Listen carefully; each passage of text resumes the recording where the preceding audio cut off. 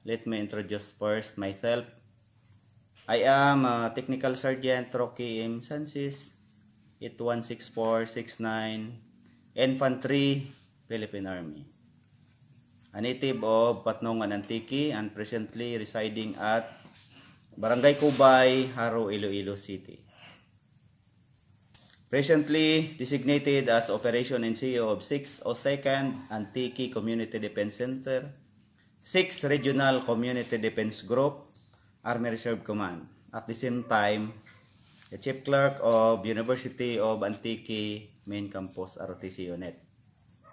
I entered military service last 01 September 1998 at 3rd Division Training Unit, Camp Peralta Junior, Hamindan, Capiz. With regards to my military schooling, I undergone Probationary Officer Training Course Class 19-2005 at Ariscom Training Center, ROTC Administration Training at the same school, Tactical Psy-Ops at 602nd Infantry Brigade, 6 ID Philippine Army, Field Artillery Non-Commissioned Officer Basic Course at 3rd Division Training Unit,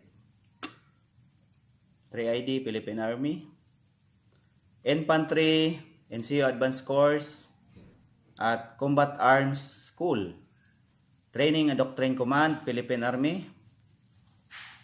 So much for that, for my introduction. So for safety consideration, in case of fire or earthquake, do not panic.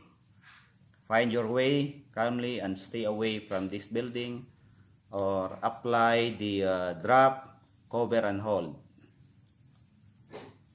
For our classroom roles, mobile phone should be switched off or be put into silent mode. Students who feel sleepy should proceed at the back and make some stretching exercises. Students who feel the call of nature should go out silently in order not to distract the class. Exercise academic freedom. Okay. For the background of the subjects, the history of warfare teaches us the quality of leadership. Exercise within a military unit very frequently determines the failure of that unit in its assigned mission. Leadership involves the personal relations of one person to another. The ability of a commander to use his personality to directly influence his subordinates to accomplish a mission. So there are many definitions of the term leadership. This definition has two common elements. First, the accomplishment of a mission or task and the influence of one man. The leader on another man, or the second of thought or group of men, if this definition are combined into one which directly applies to military leadership. We say that, gentlemen and ladies, there are so many people who want to become leader, but most of them are failed because they are also a victim of the saying that many people are called to become a leader, but few are chosen.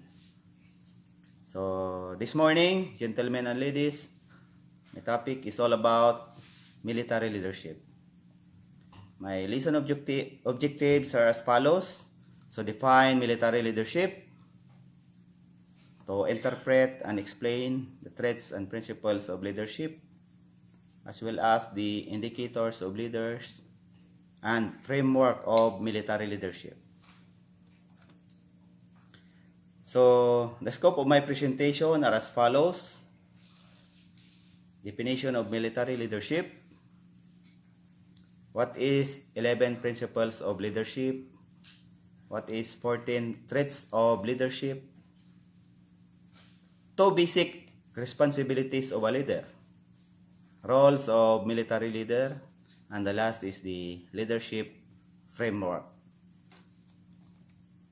Okay, military leadership is defined is the ability to influence others,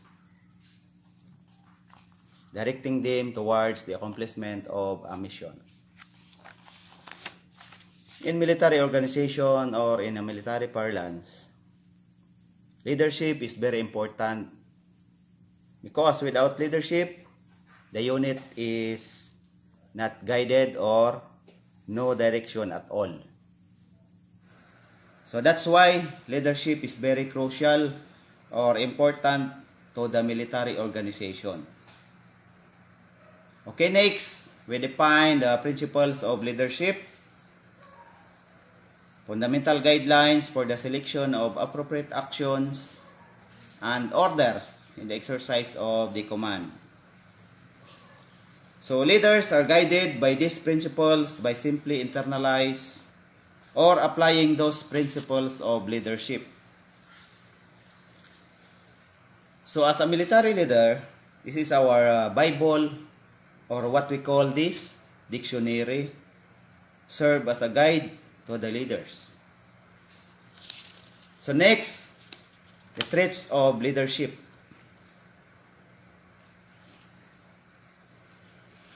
Traits of military leadership define personal qualities essential for a commander in gaining obedience, trust, respect, and cooperation of his men in accomplishing a mission.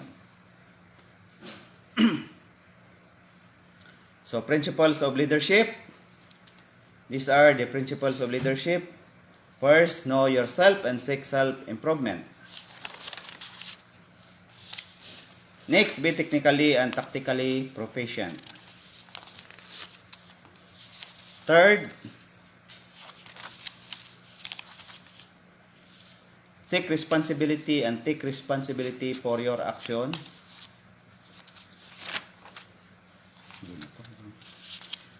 Fourth, make timely and sound decision. Fifth, set example.